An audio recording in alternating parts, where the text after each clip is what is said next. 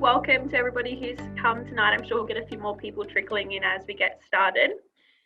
Pretty much the UTS Medical and Health Society prides itself on giving our members an opportunity to discover all types of career in not only medicine but health and science, and we're really excited to showcase and give an opportunity to all of our medical school hopefuls a bit of an insider into what medical school is like and what a career in the industry is like. I know for me personally, being in third year, it's such a big daunting thing going into postgraduate studies, so hopefully we all feel a little bit more comfortable after this session. How it'll work tonight is we've got Dr. Tom, he's over here, he's a surgical resident. We also have Harry Copeland, who's a fourth year medical student, and Laura, both almost doctors, a second year medical student if I'm right. And we'll just be asking some general questions about their med school journey, how they got into medical school, or how they're finding it, what some of the challenges, giving us some advice as well for applying to medical school and kind of how put your best foot forward in terms of applications and GAMSAT study and preparing yourself for this long-winded, forever studying career. Oh, look at the cat, how cute. If you do have any questions throughout the session, feel free to just put them in the chat whenever. If one of the speakers aren't talking, they can answer you then. Otherwise, if Tom, Harry or Laura sees it while they're talking, they can answer it then. Otherwise, at about 6:45, 7 o'clock, we'll have a Q&A and you guys can turn your cameras and your mics on and ask any questions. Actually, no, you don't need to fill in the attendance form. It's all good for you just to be on the call. But yeah, awesome. Should we get started? Lovely. I think the best thing to start off with is just getting to know our panel a little bit. So if you guys could just introduce yourselves, what you're studying at the moment and how you got into medical school. Should we start with Harry? Hi, I'm Harry. I'm in my final year of medicine at UQ, so that's up in Brisbane. Currently I'm based at the PA, but I've spent most of the year in Toowoomba. I'm doing renal medicine right now, which is my second last term of medical school, which is a bit weird. I did my undergrad at UQ as well, but that was in mechanical engineering and biomed science as a double degree. And then sort of right towards the end of that, I was like, oh, I'm going to go not for engineering, but the biomed science half of this, sat GAMSAT, and got into medicine at UQ as well. And so I just sort of kept along the path of hanging out at UQ and bothering everybody. And I guess probably aside from the med stuff, I just like rock climbing and started learning French recently. So that's some other side facts. Awesome. That's so cool. So you're kind of a UQ resident. Everybody must know you there. Yeah, I've been here for 9 years, which is significantly long enough. Yeah. We'll be moving on soon. Then you'll go join the attached hospital to UQ and you'll never leave. Maybe not. Pretty much. Laura, do you want to take over next and get to know you a little bit? Sure. So I'm a second year medical student down in Deakin at Victoria University, lovely place down by the coast. At the moment we're studying brain and behaviour. I'm still in my preclinical years, so I'm still doing all the lectures and the classes and tutorials and everything. Have done a few placements, really enjoying med school. I guess outside of medical school, I really enjoy going hiking, doing lots of travelling, lots of reading, that kind of stuff. Do a bit of piano on the side. Have a pet cat that has quite a big personality. But, yeah. Nice awesome. Multi-talented. That's awesome. And Tom, over to you. Yeah, hi everyone. Thanks for having me on the panel. So I'm a PGY3 doctor, so that means postgraduate year 3. So I graduated in 2017 from Melbourne University. I would say I had a pretty kind of vanilla entry into medicine. I did a Bachelor of Science at Monash University, studying mostly maths, and then got into medicine through GAMSAT interviews into University of Melbourne, which I really enjoyed. I did my internship at Royal Melbourne and did all sorts of fun rotations. And then probably something slightly unusual, I took a year off after internship, did a mixture of working on a new sort of medical technology company, also worked on some research in the surgical field that I was interested in and passed some of the entrance exams required. So the GSSE, for those who know what that is. And then this year went back to the Alfred in Melbourne doing a surgical year spent 6 months on trauma. So the last 6 months, so that's pretty much anything from like a fall to a car accident. There was a chance that it was me or another doctor admitting the patient. And now I'm on nights, but I'm on days at the moment. So that's why I'm conscious currently. Yeah. That's so cool. It's love that medical. It's with the whole medical field, there's so many things you can do outside of just being a doctor. So it's awesome you have that experience with. Keen to hear more about it. Well, let's start. Go back in like a circle. Harry, what's your typical day like as a medical student in your final year? Especially, we'd love to hear about the clinicals. I guess that it's probably easy to say that we start just when the day team starts, is usually how med students are present for most of our training. You just sort of come in around 7 to 8. Some teams even start a bit later, 8:30, and you'll get a handover from the people looking after your patients at nighttime, and you'll be with your consultant and your residents or whoever's on your team. And then you'll round with those doctors, see all of your patients that you're looking after. And then your consultant might go off to clinics and see patients coming in from outside the hospital, while you and your registrar and your residents will like sort of sort out all the jobs you've decided that the patients need that day. So they might go off and get scans, they might get some of their drugs changed, you might call their families or their GP and try and sort out some of their issues that have brought them into hospital in the first place. And depending on how your team likes you to participate, you might then go home and study, or you might have some teaching time, or all sorts of other things tend to be organized in the afternoons. And nights, I think, tends to be pretty rare for med students to be there. But I've got some in this particular block where I'm doing some ward call overnight and just stay in the hospital and follow some of the residents around and help them with their jobs when patients aren't having as good a time at 10 p.m. or 2 a.m. Awesome. What's been your favorite rotation so far? I had a really fantastic time these last couple of weeks doing anesthetics and ICU, where you really get to come back and really re-engage with the basic physiology that you do in science and you do in your early medical years. You can really see how when a patient gets quite ill, that's when all that science really comes into play, because you're taking over a lot more control of the patient and their like vital functions. And so, I don't know, I guess for me, that's like a very interesting part of medicine. I could try to remember all your theory then. Do you find it's a lot easier to recall that information in a high pressure situation? I think it can be a bit 50-50, like your brain gets a bit scattered because of the pressure, but you also have so much adrenaline running, you're going at 300% speed. Yeah. But yeah, it's really good to remember everything, and it comes back to you 10 times more importantly when you have someone's like best interests on the line and not just an exam mark. Yeah, that's so cool. Laura, what's your day like, especially with all the lectures, and how does study go for you? So at the moment, very comfortably from my bed. We probably get about 2 to 3 lectures a day, and we have, a 3-hour class where it might be a practical online, or you're doing your PBL. So that's when you're doing problem-based learning, working through pathophysiology with a group of peers. And then there's, 4 or 5 hours of independent study where you're just constantly trying to cram that, all of the science into your brain, and then going over the lectures the next day. At this point, with coronavirus going on, a lot of it's independent study, and it requires a lot of self-discipline, I guess, because you're not surrounded by, all of your peers, and you're not all excited to be on campus and everything. But back before the pandemic happened, we did clinical skills very often, almost on a daily basis. So at the uni, they're very supportive, and they have all the tools and equipment and like the pseudo wings and everything. So you get to practice all the basic skills. In our preclinical years, we do quite a lot of placements with allied health services. The rationale to keep us like humble and well aware of how medicine fits in with the rest of the community. So we get a good understanding of what our patients will go on to later on. Yeah. What's been your favorite thing that you've learned in the past 2 years practically?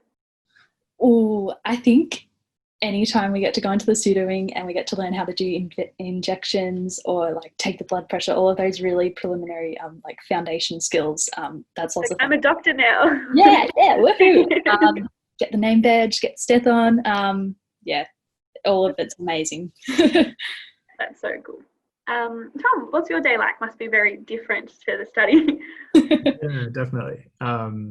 Yeah, so I guess at the moment being on nights, it's fairly independent. So you, unlike what Harry was talking about, how you start with sort of the team in the day, it's actually more sort of like receiving handover from all the other doctors.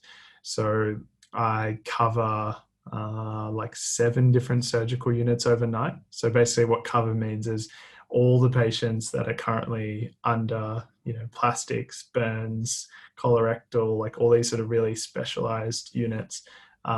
It's sort of my job to make sure they stay well overnight effectively and speak to any of the registrars. So the registrars are the trainees for each of those units. So I can speak to the registrars if there's any issues or any very technical things that I'm not sure how to deal with overnight. So I receive handover from all the junior doctors on each of those teams. Might be to chase a scan that's going to happen overnight, or chase a blood test for a patient that we're expecting a really abnormal result and it needs to be chased and fixed overnight. And then I hold a phone. Some hospitals you hold a pager and basically just get jobs overnight. The nursing staff on each of the wards will send me sort of a little page, and it comes up on my phone, and I can actually, with an EMR, so electronic medical record, I can do a lot remotely. Whereas when I was an intern at Royal Melbourne, it was still mostly paper-based, so I would physically have to go to every single ward to do anything. So it's a nice change of pace, so I can kind of shoot from the hip anywhere in the hospital. And yeah, go see patients that are unwell and sick and do the initial examination and history on my own, which I really like overnight. Sometimes when you're in the big teams, especially at big tertiary hospitals, there's a lot of layers to the team. And so, yeah, it's nice to be kind of independent, making your own diagnoses and thinking about the initial management before just speaking to someone more senior. Yeah, awesome. I think a big question a lot of people are confused about, we understand about getting into medical school, but what's the process when you graduate medical school? You do intern year and then you said PYG, like how does that kind of step ladder work? Yeah, so it's definitely complicated. I think it's one of those things that like it becomes clearer as you get closer to it, and you hear lots of different people talk about different parts of it. But I mean, basically, you have to do an internship. Internship is like P plates. So you're a doctor, but you don't have a general registration. So you still need to be signed off that, like when you're actually working as a doctor, you're safe and that you've done a rotation in sort of the main areas of medicine. So you have to do a rotation in emergency surgery and medicine. And then you sort of, at the end of that internship year, you're ticked off as a general functioning doctor without P plates. Yeah. But you're not a specialist yet. So to become a specialist and even to do GP training, it's still considered a specialty of sort. So you have to apply to all the various colleges and they all have different rules and regulations. So a sort of standard pathway would be you do your internship, you then go into postgraduate year number 2, which most people would just call like a resident. It's sort of derived from an old joke that the junior doctors were residents of the hospitals. They used to sleep in the hospital. Luckily, it's not that bad anymore. But yeah, so the junior doctors, once you sort of work out which specialty you're interested in, then you try to become a registrar, which is sort of becoming the trainee for that specialty. So, if I'm really interested in doing a certain type of surgery, I might want to become a general surgery registrar to become, and one day become a general surgeon. But nowadays there's even more layers. So now you can be an unaccredited registrar, which means that you're acting like the trainee, but you're not actually accredited by the college. Like you're not actually going to become a surgeon yet. You're just pretending to be a trainee. And then there's accredited. So once you actually get accepted from the college, then you're an accredited registrar. But it's, lots of different labels. But effectively, general first, do internship, and then pick your specialty and go through the training process. That makes it so much more sense. So you've chosen the surgical pathway. Are you just doing general surgery or? So they sort of, the way it works is that they sort of push you down like narrower and narrower paths over time. So as an intern, it's still very general. You're actually forced to do rotations in pretty much every specialty.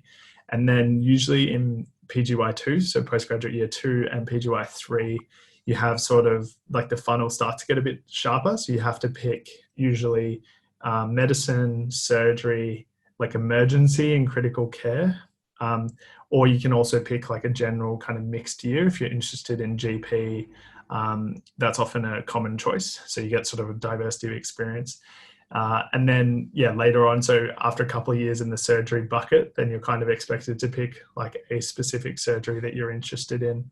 For me, I'm interested in cardiothoracics. So that's sort of the research and different things that I've been ticking off is for cardiothoracics. But I'm also interested in general surgery. Like I've pretty much only done general surgery, and because of coronavirus, I missed my cardiothoracics rotation this year. No. And I got to do more trauma, which I actually loved. So yeah, I don't know. I'm still open to doing either gen surge or cardiothoracics. You've got a lot of time. Yeah. Yeah. Why not do both? Righty. So how would you, I'd say in 3 words, have a little think, how would you describe medical school and why? Harry, do you want to go? Well, you're on mute.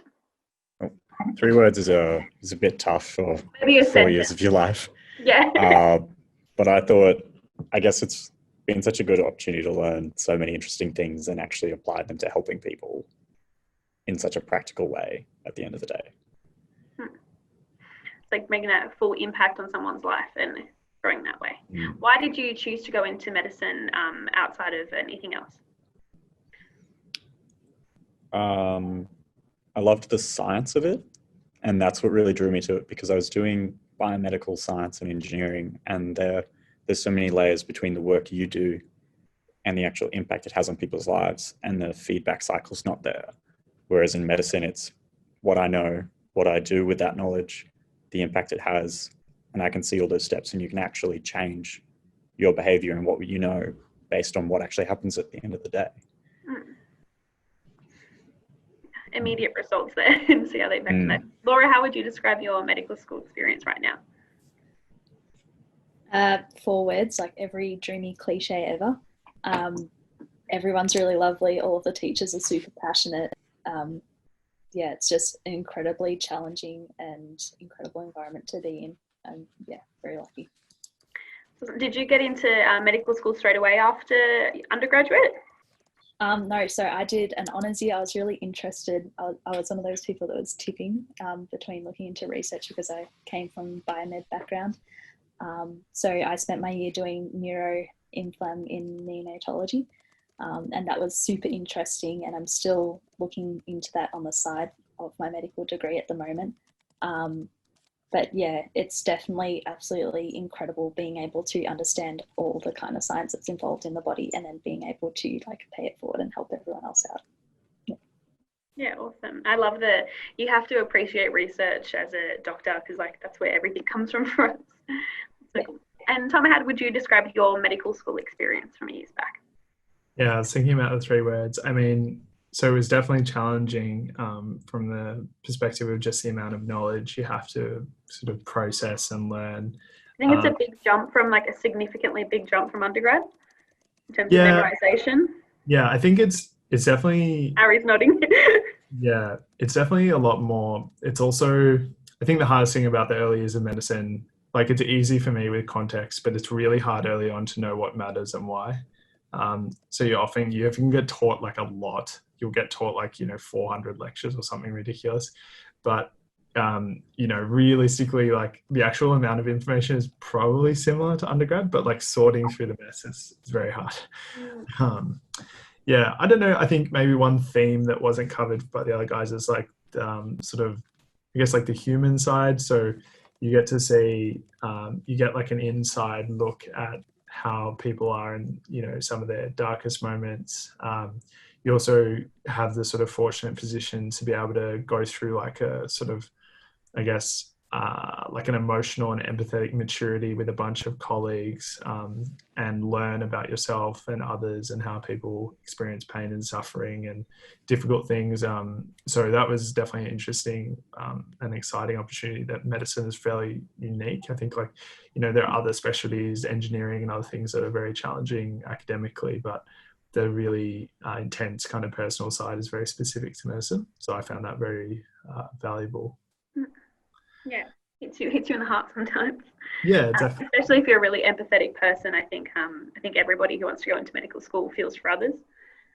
Yeah, that's so cool. So how did you guys, probably Tom, like, how did you decide you wanted to go into surgery? And then for Laura and Harry, what are you guys thinking about how are you coming at that decision to specialize in something? You want to start, Tom? Yeah. So choosing a specialty is challenging. I think I read a few, like, very, very influential books that quite early on in med school and even recently, and all of them sort of give a similar version of the same advice, which is basically you should try to pick the specialty where you see people like you. So, you know, like, you see a consultant in surgery and you think, man, I could really be like that. But then the closer you get to it, you realize that it's actually probably a bit naive, and you should probably pick for things like lifestyle and, like, all these other things that you don't consider early on. But yeah, so I chose surgery as a general category because I really liked the combination of technical skills, knowledge. So you still need to be very medically gifted and, like, be very good at diagnosis, examination, all those things that you learn. But then there's this new sort of challenge of being technically very excellent, whether it's suturing or laparoscopic surgery or doing those kinds of things. And I really liked that interface. It's pretty unique. Like, you get to turn your brain on in one way, but then also be very technical and kind of fix things very materially, whereas some other aspects of medicine can be a bit academic at times. You know, like, you're optimizing medications and people don't always get better in the way that you might envision it, you know, in your mind of, like, what a doctor does. Like, I go to a doctor and I get better, but sometimes it doesn't always work that way. Yeah. Awesome. What would you say is the coolest surgery that you've watched or done so far? So definitely the coolest surgery by far is cardiothoracic surgery. You can't convince me otherwise. You were Christina Yang from Grey's Anatomy wannabe. Yeah, exactly. Yeah, totally. And I think there are lots of cool surgeries, but the one I like the best is it's called the Norwood operation. It's named after Dr. Norwood, and it's basically, like, newborns are born without the left ventricle, so they have all of these shunts in their heart that help them get oxygenated blood to the body. And you basically do this crazy operation where you rebuild an aorta and make the right ventricle pump to the body, and then your venous return comes back to the right atrium through a bunch of different shunts. It's, like, very complicated plumbing. Mind blown. Wow, that's so crazy. Laura, what are you thinking about going into at the moment? Even if it's a really niche specialty or you have no idea? We're constantly told that what we think right now will completely change our minds by the time we actually get out into the clinical field. But again, just coming from the neuro background, I'm really interested in, like, psychiatry and psychology, and also just neuro in general. I have quite a few family members who have neuro issues, so yeah, the interest is there, but we'll see how it goes. Did you do much like volunteering or internships or anything to help, like, make your decision to study a neuro honours degree? And if you're still interested in that now, did you have any of that kind of experiences while you were in undergrad? Yeah, so in undergrad, because I had absolutely no idea what I was doing with life, I was really keen to do as many of those summer scholarships as possible, and I was often quite doubling up during the summers in between different departments and different labs, just, like, trying out whether I preferred wet lab or epi research or, you know, crystallization studies or biochem, like animal studies, everything like that. And it's similar to what Tom was saying, but I just found a lab group that I really loved. I found role models there and I could see myself being them, and we were bonding and everything. Really lovely environment, people who have the same views and values with you and same kind of passions. And then you find your little niche, and then from there. So the more internships and scholarships we can do, the better. In a sense. Yeah, exactly right. Helps you did narrow it down. Yeah, I did a research scholarship over summer at the Heart Research Institute, and as soon as I went, I was like, wow, I love it. I love heart. It's so cool, and it just gives you so much context. Harry, how about you? What are you thinking about going into the next couple of years? I really struggle with this question because I've pretty much loved everything that I've done in the last 2-3 years, and that's like one of the two techniques of figuring out what you want to do is like ruling out everything until you're left with one thing and you're like, that's the least bad thing. Or you're like, this is the perfect thing and everything else can get stuffed. So I've fallen somewhere in between the two, and I'm sort of just like GP, intensive care, emergency, anesthetics, ICU, like surgery, medicine. I don't know, like everything's good. Everything's got its downsides, but yeah, I wish that it was. You'll get there. Yeah, I wish it was a simpler choice. Yeah, I think like working definitely helps with that. Yeah. Sort of. I guess that's what intern year is designed for, hey? Yeah, exactly. Yeah. This is a really great question that came through. I'm really curious about from Keisha. How do you guys balance relationships in life while studying or working in medicine? Who wants to start? Laura, you can start. How do you balance life, even though you're in lockdown right now? Very easy at the moment, but I'm very fortunate in that my partner is he's very into the hardcore study as well. So we find it easy to just go into our own study rooms and then it's fine. But on the other hand, I also have family that really loves spending time all together, and that can sometimes be difficult because they don't understand necessarily how many hours you have to put in for assessments and things like that. But I think the most important thing is to be as clear in your communication as possible, and just to keep reassuring when your relationships do get a bit stressful, that you really do value your time with them, but you are trying to be as successful as possible with your studies, and hopefully they'll be able to understand that and where you're coming from. Yeah, absolutely. Communication is key. Hey, how about you, Harry? How do you deal with the work-life balance? I think I've tried both ends of the spectrum here. There was a few years in med school where I was just studying all the time, and I think it was a bit of a drain on everyone that I knew, and I probably didn't have as strong or as many relationships as I do now. And then I sort of really backed off and realized that while it might get you really good grades at one point, I'd prefer to be building relationships that are going to last like a really long time. And now I think I see people a lot more than I used to, and I think it's more about picking and choosing what's an appropriate thing to put your time and energy into, and then really from the outset prioritizing things that you think are important outside of medicine as well. So because I think there's like 500 things every day that you'll get emailed about. It's like, do you want to join this research project? Do you want to do this side course? Do you want to come and help out at this event? And if you say yes to everything, you will literally always be at university or at the hospital. And like at the end of the day, you've just spread yourself too thin to put all the energy into any of them that's worthwhile. So I think that's probably the other thing, is like communication and then sensible priorities. Knowing what you value as well in your career and study life. This might be a good question for you that just came through, Harry. Are there any specialties you really don't want to do? You'd be unsure? No, I honestly, every single thing I've gone to, I'm like, oh yeah, I could do that. That looks good. That looks fun. You're going to have a very long journey. Yeah. to try everything. You're a registrar in many different fields. How about you, Tom? Is there anything that you definitely didn't want to do? Yeah, I mean, it's a long list. I don't know if we have time for it. No, look. The worst one you hated.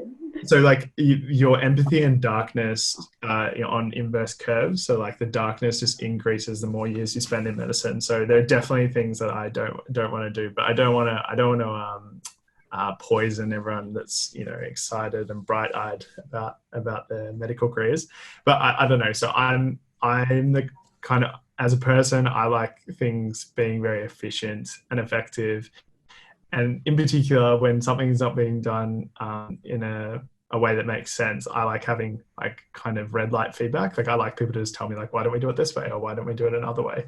And I found in medicine as an overall category, so that's all the specialties like cardiology, nephrology, as much as academically they're really interesting, for whatever it is, in my experience of them, the culture there is very hierarchical, and you just do what you're told. And like I had on one of my intern rotations, I was doing infectious diseases, which was really interesting. It's like House for anyone who's watched it. It's actually really is like that. And we had this boss who would just come in at 2 p.m. and would do the ward round at 2 p.m.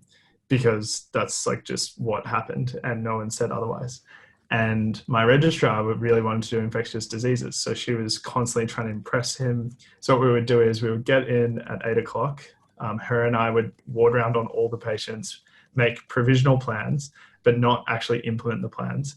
And then we would have lunch, and then the boss would come at 2 p.m. and we'd round again. And so then at 5 p.m., I'd have a plan for 30 patients, and I'd have to implement the plan for all 30 patients at 5 p.m. And every time I called radiology or called pathology or called all these places, they're like, why are you calling me at 6 p.m.? And I'm like, I'm sorry, it just is what it is. Like my boss comes in at 2 p.m. I can't do anything about this. So pretty much all medical specialties for that reason are out. But actually GP, all critical care, and pretty much all of surgery, I still like and think about often. Yeah. From that, it's really kind of from that story, like who you're surrounded by and your mentors as well probably really influence that decision. Yeah. Well, how do you manage, like especially as a resident, work-life balance and relationships especially? Yeah, I mean, I don't know. I just don't. Yeah, I mean, so something's always got to give when you take on a lot of responsibilities. For me, it's mostly sleep. And I find that the people that I spend a lot of time with kind of just understand that I take a lot on, and it sort of is what it is. But I think what Laura said, I really engage with, like just trying to be really present and giving like 100% value when you are spending time with family, or, you know, when I'm spending time with my wife, or like, you know, all that kind of stuff, it's important to be present. And I do use my calendar pretty religiously. I'm actually totally not an organized person. Like I'm not really organized at all. I'm always the person that like has to ask someone about when an assignment is due or something. But I have taken to using my calendar to schedule in breaks and schedule in sleep and schedule in eating and all that kind of stuff. Just you time. Yeah. Prioritizing that. That's awesome. We have heaps of really great questions. I guess let's chat about kind of getting into medical school and what you wish you knew before you entered medical school. What's something that like surprised you about it? Do you want to start, Laura?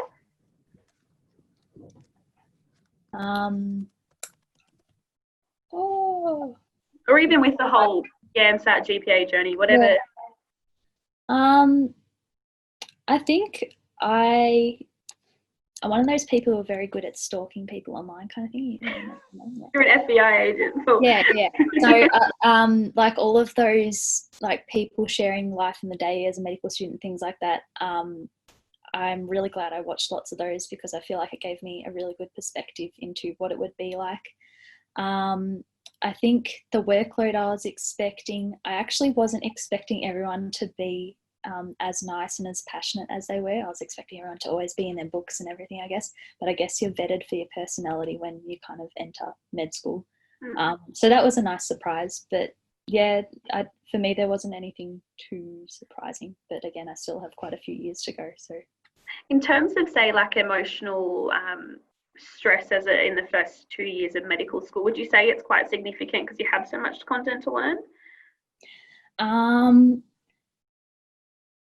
Or for me, I actually really enjoy the stress. I'm a bit of an adrenaline junkie, so when it comes up to exam season, like, oh, here we go.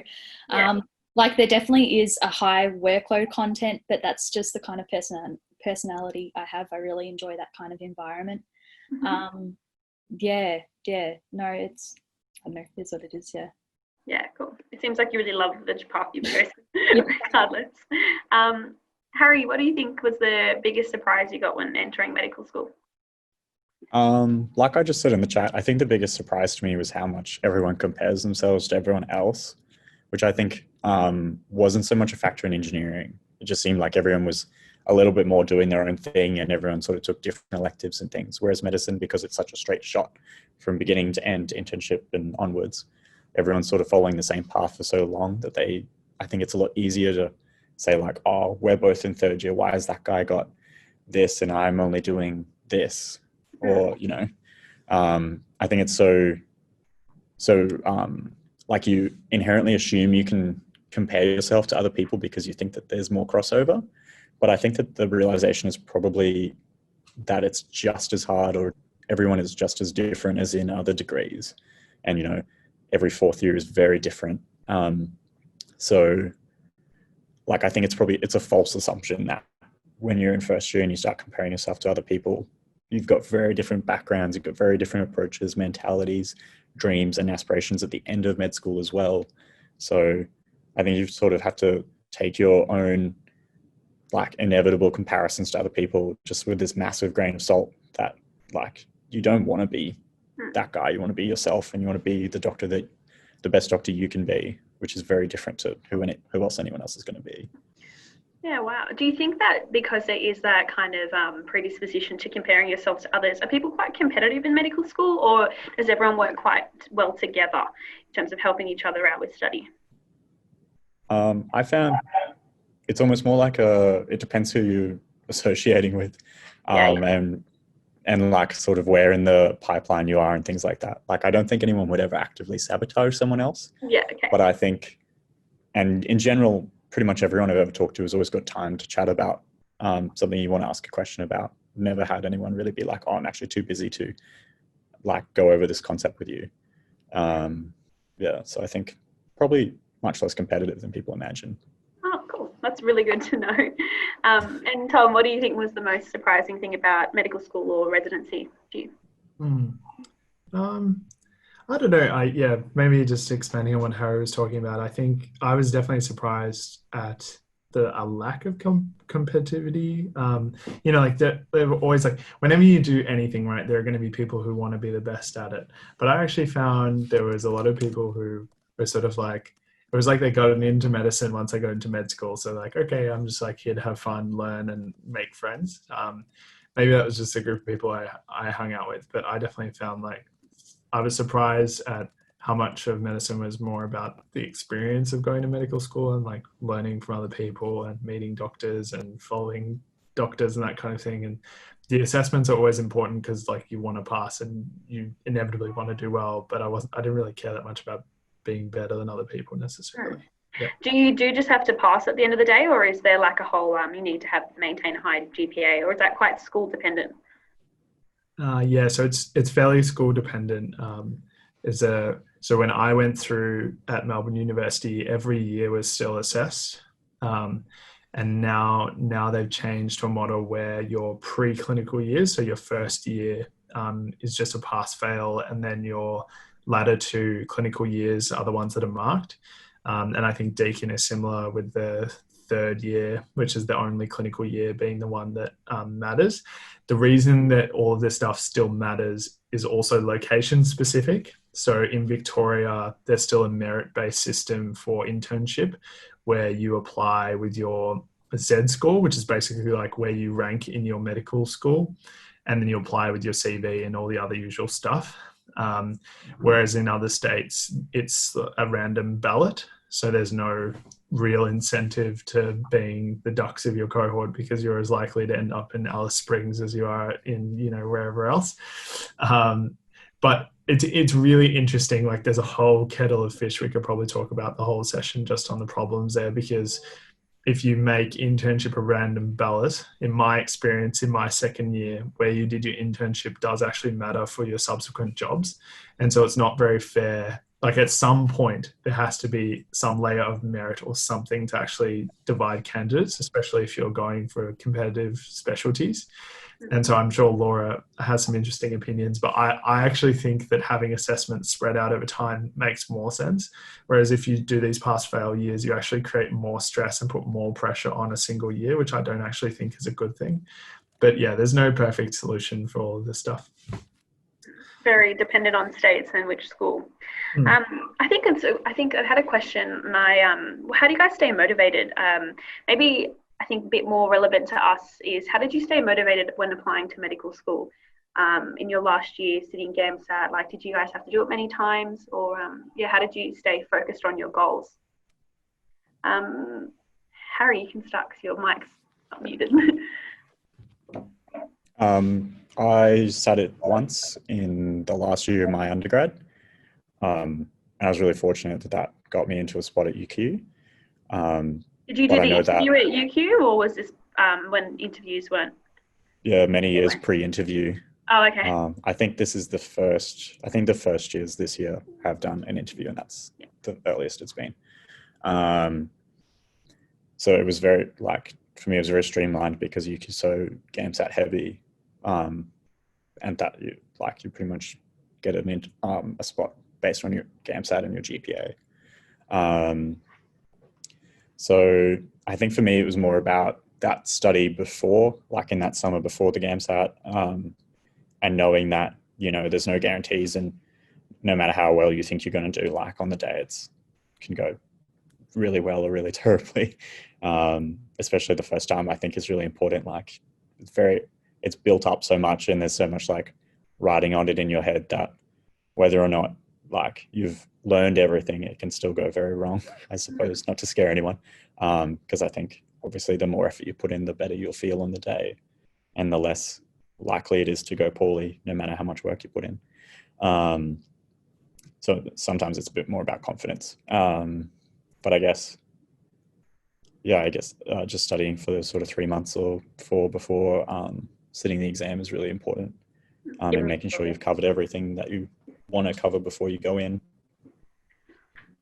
Awesome. You're very lucky that you got in on your first go. That's awesome. But you must have worked really, really hard. Laura, how did you stay motivated before medical school, and probably in your first 2 years as well? How do you keep going? Sure.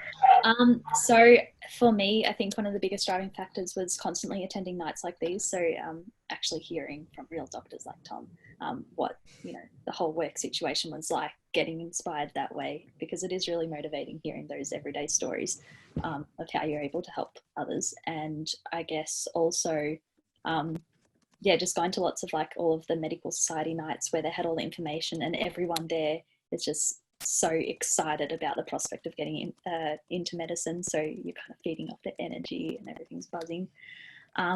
Over the summer, so when I was studying, so I ended up doing the GAMSAT twice. I think I did it once in second year just to get a feel for it, so I could understand what was going on. And then in year 3, I did it again.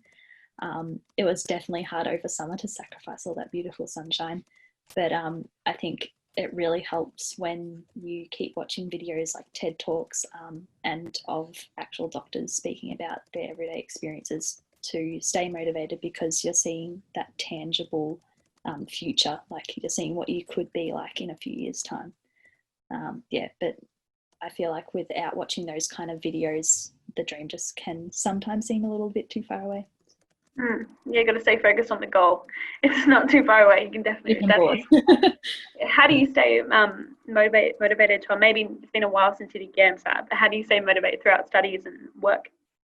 Yeah, I mean, I think it's motivation is always pretty similar, whether it's GAMSAT or later things. It's just kind of, for me, it's always been about distilling a real core reason why I want to do this. And if I have a really firm understanding of what the actual reasoning behind why I want to do something is, then the motivation just comes for free.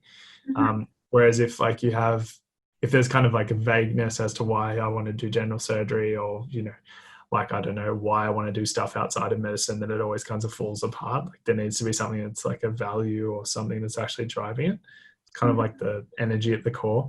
So for when I was, trying to get into med school, for me, it was pretty similar to Laura. I was watching a bunch of different doctors and people that I found to be really inspirational pretty regularly, and whether it was on podcasts or videos or shows. A lot of those, I think there's Emergency at the moment on TV, but there's those kind of TV shows I always really loved. I've got some friends in it. It's really cringy. Anyway, I'm glad I left Royal Melbourne. And yeah, I mean, so now motivating, it does get harder and harder because obviously working hours are pretty significant. You know, like I might work 100 hours in a fortnight. So to also do research and do other stuff is a challenge. But as long as I'm doing things where I form really meaningful relationships with other people and we make cool stuff, I'm always motivated. So out there, yeah. Awesome. I think we should, so does anybody who has a question in the chat want to turn their mic on and ask anyone a question personally? Feel free now. Otherwise, maybe we can just chat about GAMSAT and interviews. Do you want to talk about maybe GAMSAT tips? How long did you guys study for? Did you do a course? Did you do self-tutoring? Kind of what was your journey with that? Maybe we can start with Laura, because it was most recent. Sure. So if you haven't heard about it already, definitely get yourselves onto the GAMSAT Bible from some friends. Someone will have it. It has lots of resources on there that can help you prepare. Also, do a massive search online of every bit of information you can possibly come across. So like Fraser's has quite a few resources that I used. Then there's like the golden GAMSAT method or something like that. Standard, yeah. All of those, yeah. All of those websites. So I ended up just doing self-tutoring, but I used a lot of the templates that were available on all of those websites. TED Talks are great. What else? Can't remember. Oh, Exam Crackers was really good for the Section 1 exam. Exam Crackers? Exam Crackers, yeah, sorry, it's been a while. I haven't heard of that one before. Yeah, that's really good. But if you can just get your hands onto as many different resources as possible and go through them just so you can practice all the different styles of questions that may be asked, obviously not exhausting them to the point where you're not even thinking about what you're doing whilst you're doing it. But yeah, as much practice as possible. And I think it's also really important to do a schedule, and before you start that schedule, know what your weaknesses are by doing one of the ASAR practice exams, just so you're not mindlessly going through the resources. So that you what was your weakness, and then how did you approach that? I think mine was definitely timing, because I'm a bit of like a perfectionist, which is fairly standard, I think. But yeah, it was really just getting to the point where with Section 3 questions, I'm like, okay, ultimately at the end of the day, everyone could finish this exam and smash it out of the park if they had enough time, but it's trying to get the best answer possible in the limited time you have. So you just have to accept that sometimes you're going to have to choose the best out of the two answers that you've narrowed it down to, kind of thing. So yeah, sometimes lowering your expectations. Yeah, awesome. Tom, do you have any tips at all for GAMSAT prep strategies? Yeah, so obviously I'm super biased. So for those that know, actually one of the things I did in medical school was start Frasers with Scott Fraser and build that up over time. But actually, so when I was studying for the GAMSAT, I bought some materials. I think at the time it was from a company that doesn't exist anymore. I think it was, there are lots of GAMSAT companies that kind of crop up, usually medical students that make good resources and then disappear. Anyway, I bought resources. I practiced a lot. There are a few friends in science that were also interested, and I think for me, like just being honest, like I think I'm fairly fortunate on the Section 3 side. Like I feel like I have a knack for these types of aptitude tests, but definitely getting really familiar with the types of materials is really important. I think when people read the list of materials on ASAR and like look at the subjects and then go to the university materials, it's kind of like it's a deep hole that you may never get out of. So I always tried to focus my study on doing questions and then trying to understand what my knowledge gaps were and also what my kind of reasoning gaps were, because I noticed that I would always get certain styles of questions wrong. And so I used a question log thing that I ended up sharing. I think if you search for a GAMSAT question log, you'll find it on one of the Fraser's websites. But the origin of that was something that I used in my own study. So I found that to be really useful. And then for Section 1 and 2, I found writing a lot was really useful because it's a very kind of specific way of writing. Like you never get assessed writing these 2 essays in an hour. It's kind of a weird setup. So practicing writing in that style, and then just being like, whether it's with friends or with a tutor, just getting roasted on what you wrote and like trying to really hone like what am I trying to achieve in this essay.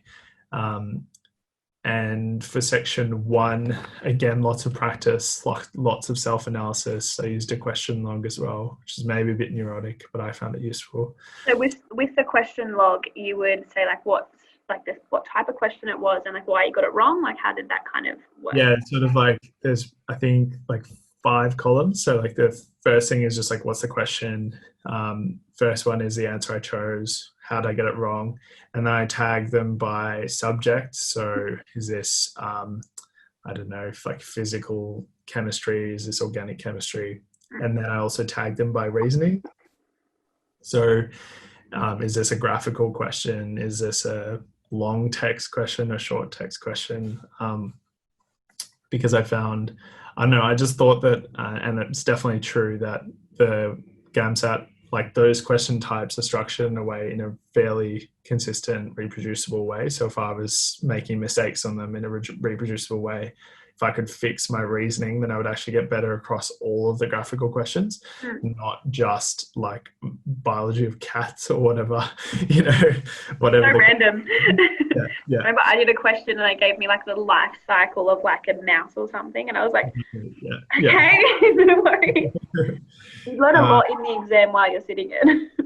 Yeah. And then, I think, look, I definitely think, like from my experience doing lots of tutoring and working in Fraser's, it really depends like student by student, what you sort of need, I guess.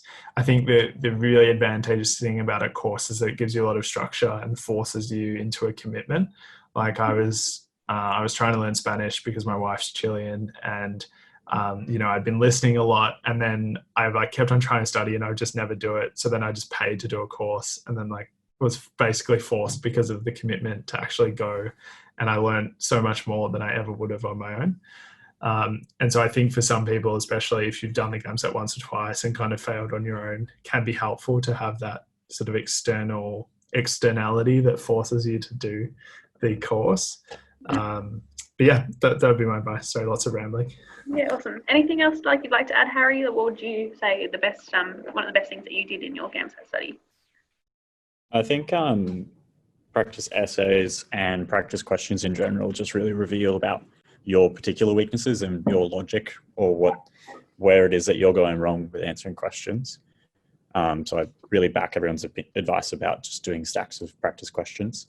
Where would you find these questions outside of like the ACER, practice books? I used the Des O'Neill GAMSAT books, which were like current as of like probably 10 years ago, and not really, I think my impression is maybe not as relevant now, but probably still pretty good. And they had lots of questions at the ends of each sort of chapter, so you could read a chapter and then check if you actually learned anything or not, maybe read it again. And the same thing is like I found heaps of them online just by Googling GAMSAT practice questions. And I think while some of them weren't as relevant or weren't precisely targeted to the content that is accurate, like whether or not ACER thinks it's as important as someone on the internet did, the process of trying to answer the questions was still usually very valid. Yeah, awesome. We've got a question from Maggie here. What undergrad degrees should you be doing if you're considering medicine? Like, is there, from maybe thinking about your friends, is there one better than the other, or honestly anybody can do it? I was halfway through typing an answer to this one, but basically I think there is a bit of a shift away from biomed science. Like it's always going to be the dominant one, I suspect, just because you get a bit of the theory of like medical like science and things like that, but you also do some practice research. And so you're exposed to sort of different aspects of things that doctors are expected to be able to do. But I personally have met like quite a few really good med students who've done paramedicine or nursing or physio and things like that. So doing a health degree where you get some clinical placements and really learn how to interact with patients and in the hospital or in community like health facilities is really like a vital aspect that's probably missing from biomed science. And some people might even find that doing that as their undergrad, they're like, I don't want to work in health. And they might not find that out till 6 years into their medical degree career, if they did biomed science and then preclinical medicine and then, you know.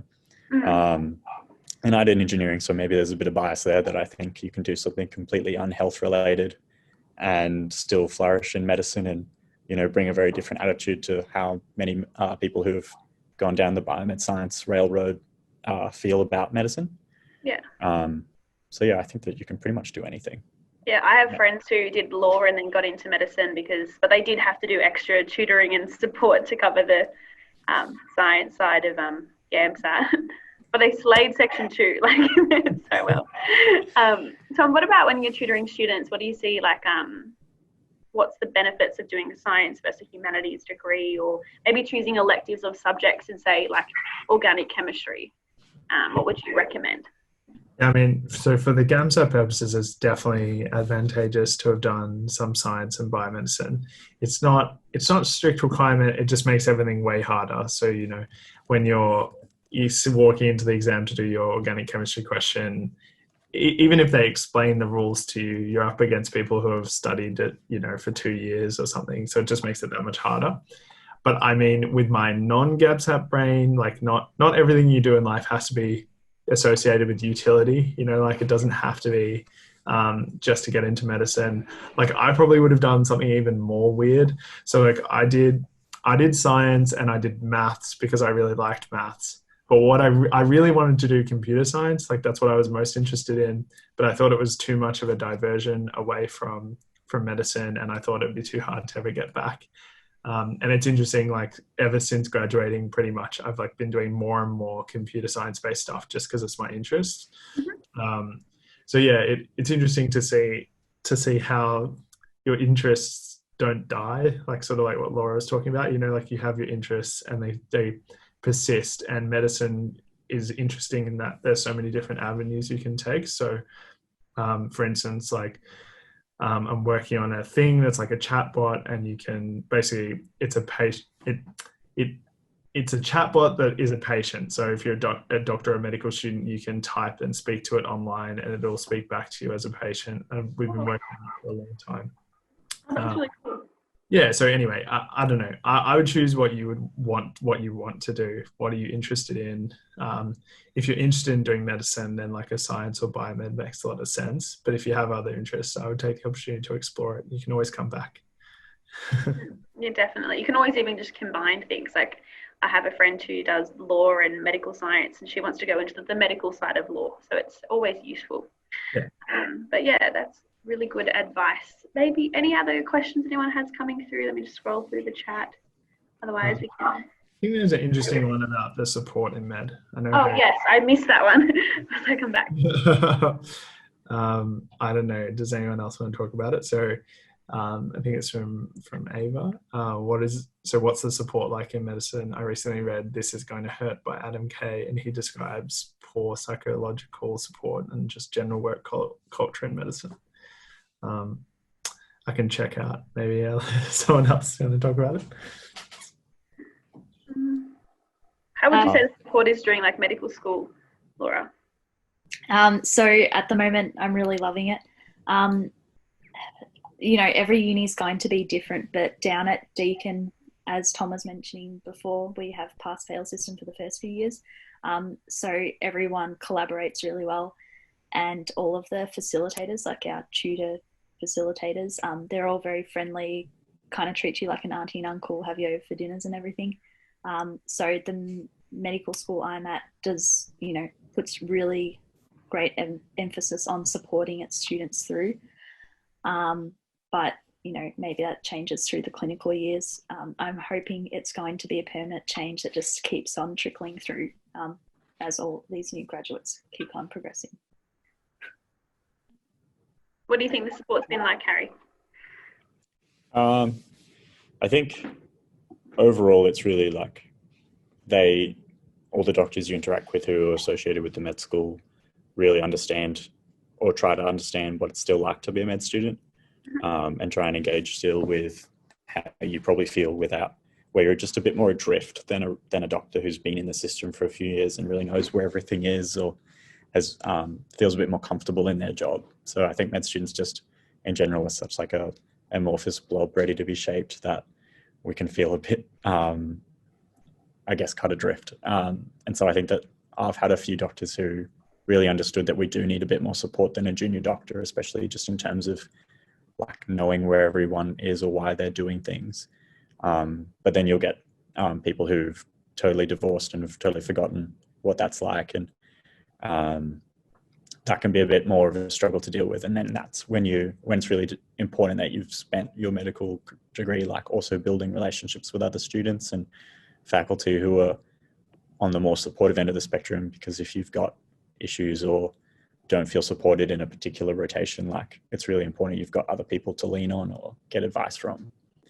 So I think you can sort of independently create the support that sometimes can be lacking from an individual spot. Yeah, good advice. Tom, do you have anything to add? Yeah, sorry for ducking off. My computer was going flat.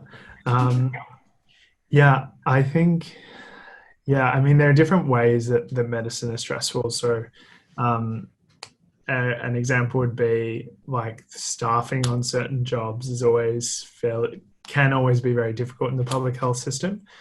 So, I'll give you an example. Because of coronavirus, they looked at the patient load for trauma and they reduced the number of doctors that were working on the trauma unit because there was, an associated reduction in patients. But then fairly early on, we had basically a doubling of our trauma patients compared to normal volumes. But then the reduction of doctors persisted. So we had situations where like myself and a colleague were rounding on like 40 patients and we were the only junior doctor on the team. And then that can be compounded by the registrar you're working with, so they vary from very supportive to not at all. And yeah, it can be stressful, right? Because, you're at like the Alfred or Royal Melbourne or these like fancy pants hospitals and they expect a certain standard.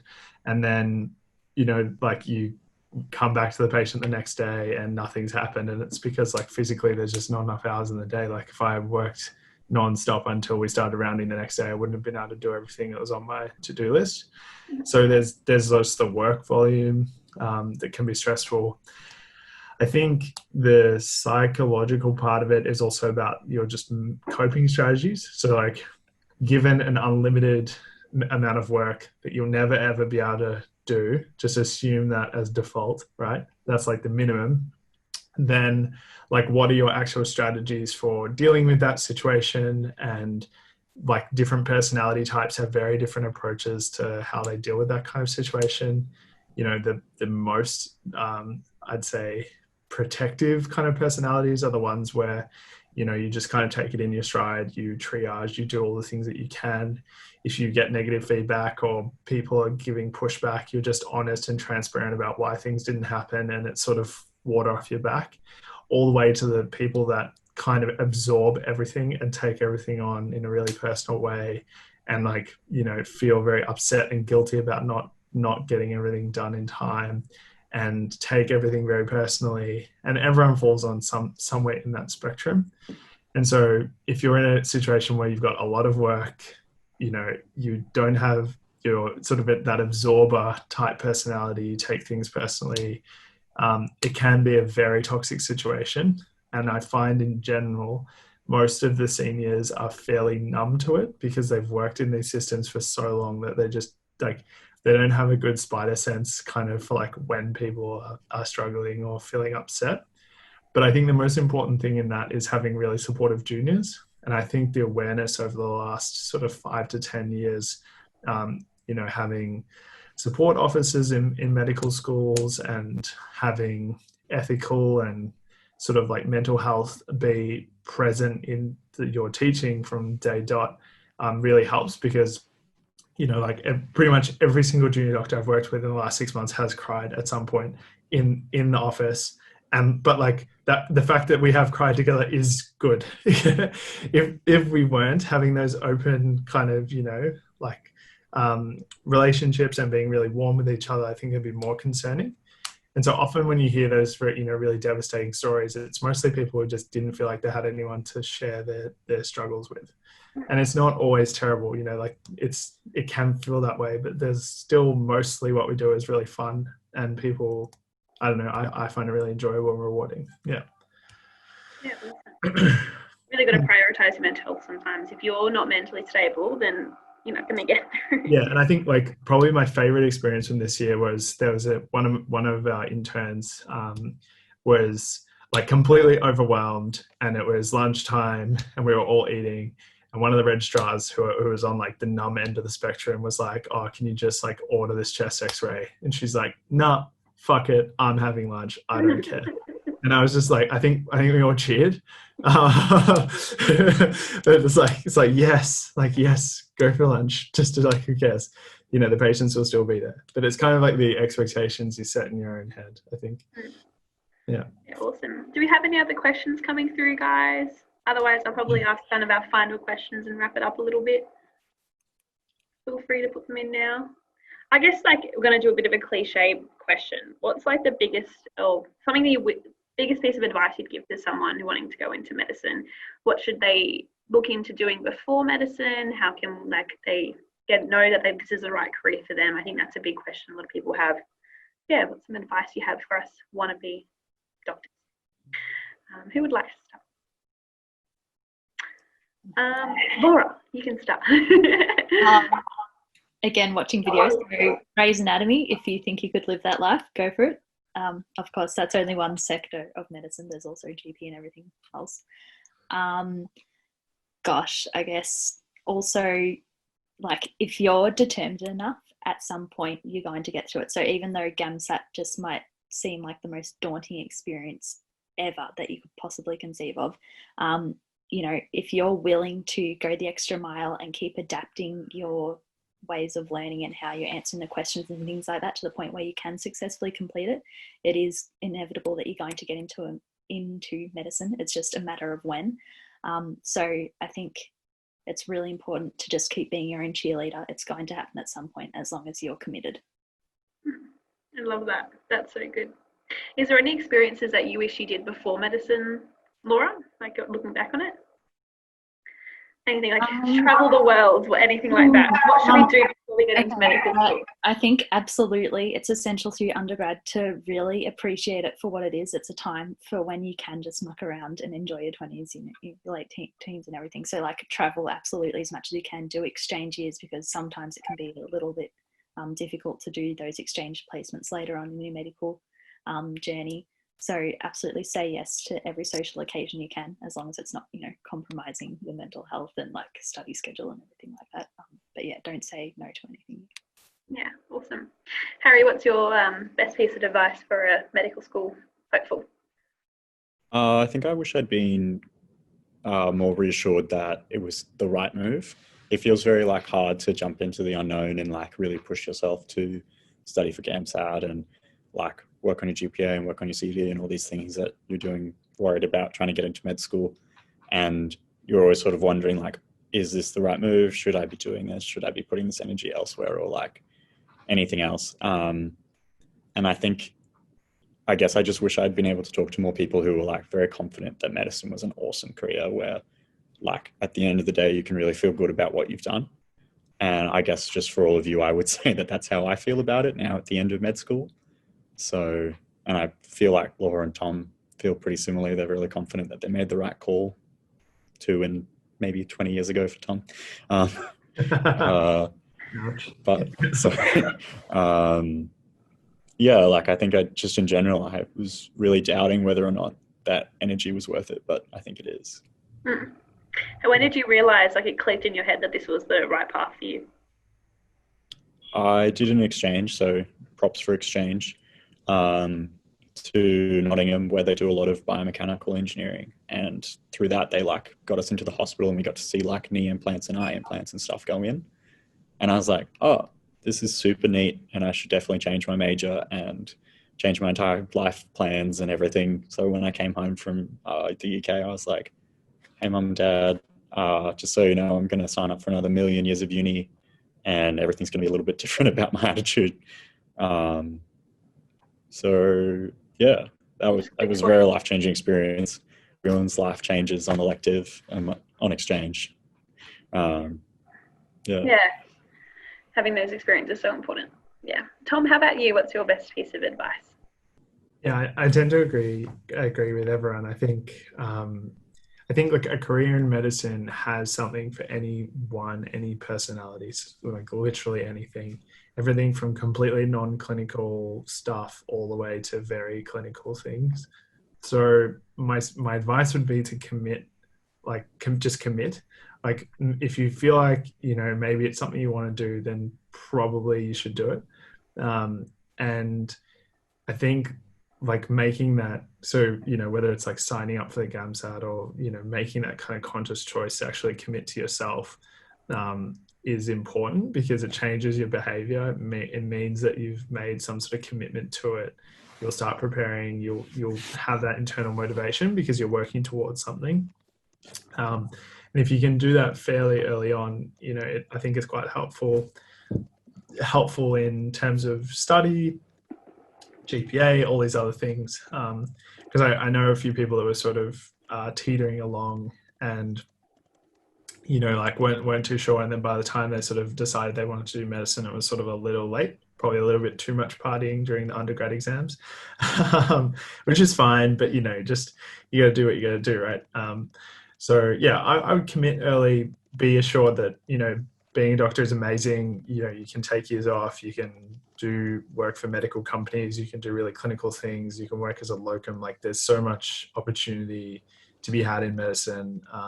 It's really kind of unlike other careers where there's a sort of more strict mold that you have to fit in. There are lots of creative things you can do with your medical degree. So yeah, just commit early and do it.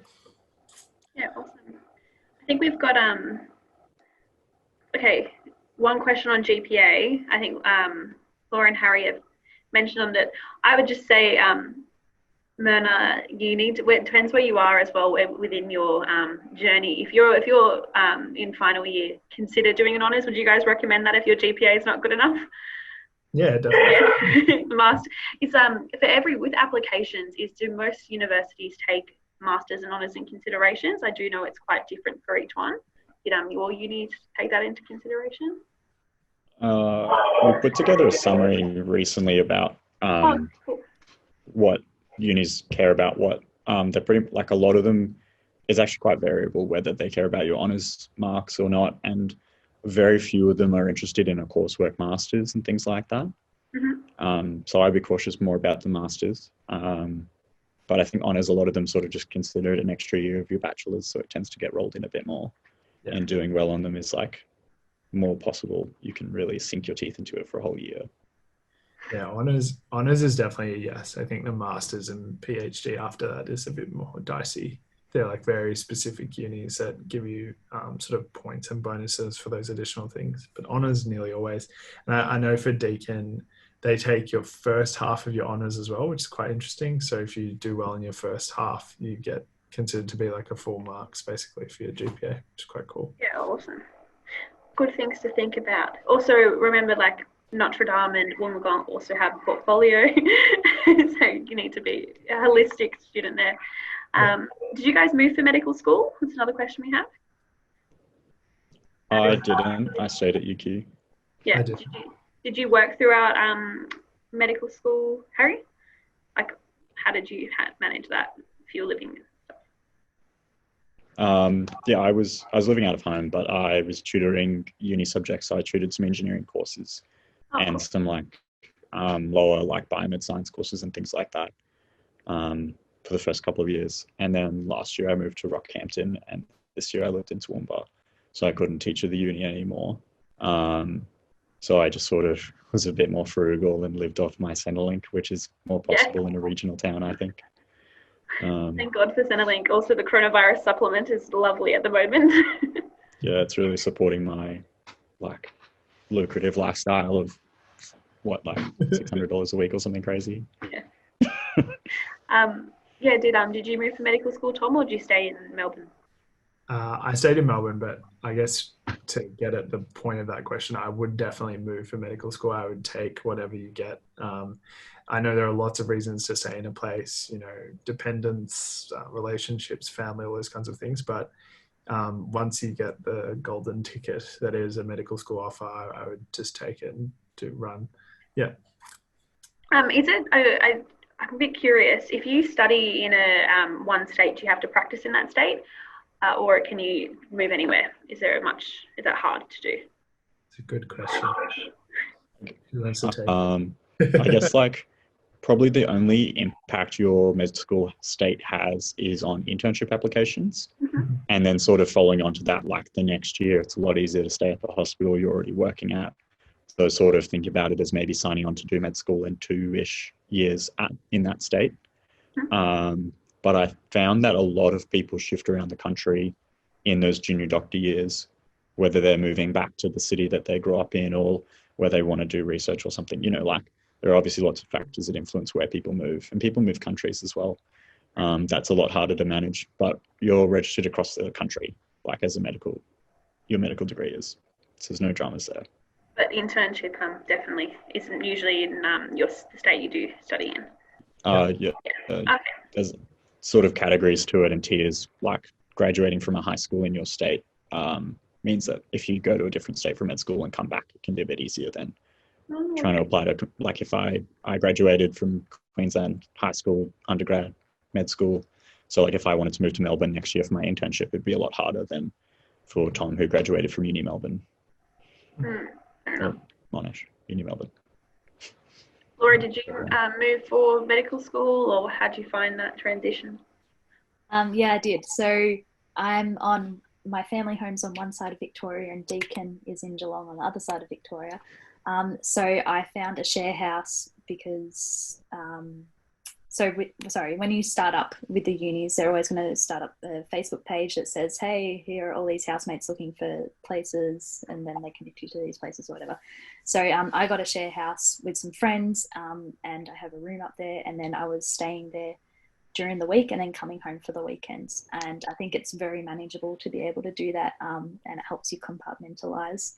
I also think it's quite manageable to be able to do like 5 to 10 hours of work every week. Obviously, you may need to modulate that when it comes to exam period and things like that. But at the end of the day, like medicine is hectic, but you can just treat it like a job, like that mentality of being able to separate it so that you can be again fully present when you're with your loved ones and things like that. Awesome. I guess the next question is really good for Tom. Any advice for interviews coming up? Pretty good for everyone. I think Harry and Laura, you guys help with interviews. Oh yes, of course. But I mean, it's an open question. Practice a lot, get lots of feedback. I would suggest feedback that isn't just your parents or your friends.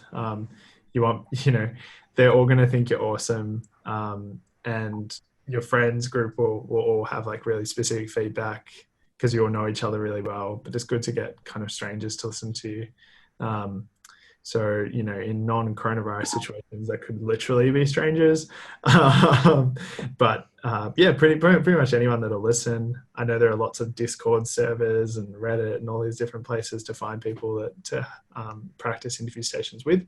Of course, I would strongly advocate doing a formal course. I think our interview training is second to none at Fraser's.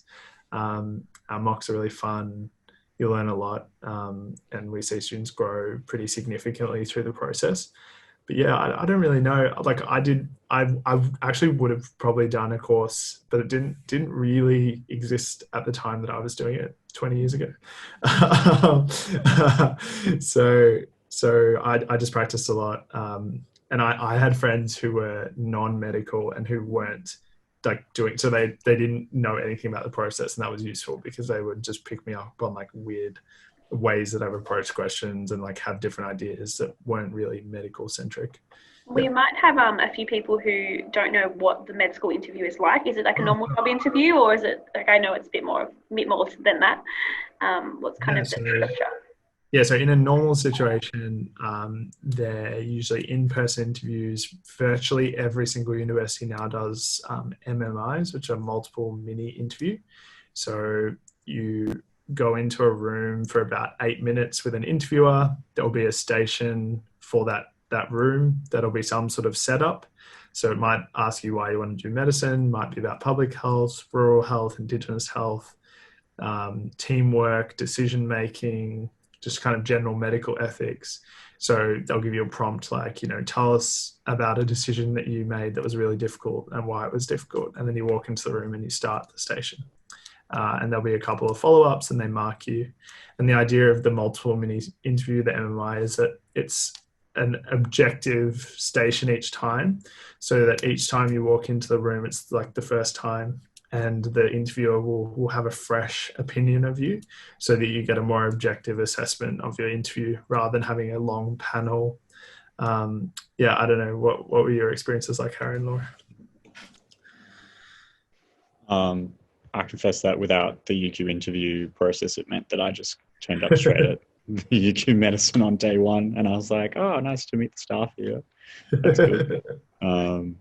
But like interviewing for engineering positions is much more like the classical engineering interview, where you'll sort of tell us about yourself, tell us about what you've done here, and please impress us with 75 different facts about yourself, rather than the MMI stuff, which is very classic medicine.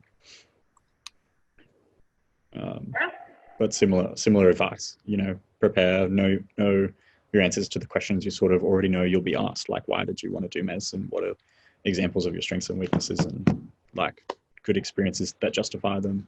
Similar stuff to when you're putting together a portfolio application to like Wollongong and Notre Dame.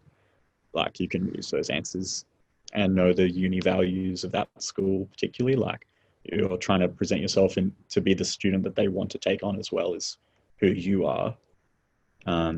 So you're finding that sort of common ground between the two. I think that's pretty generic advice that applies to most of the schools. Yeah, awesome. Laura, do you have anything to add?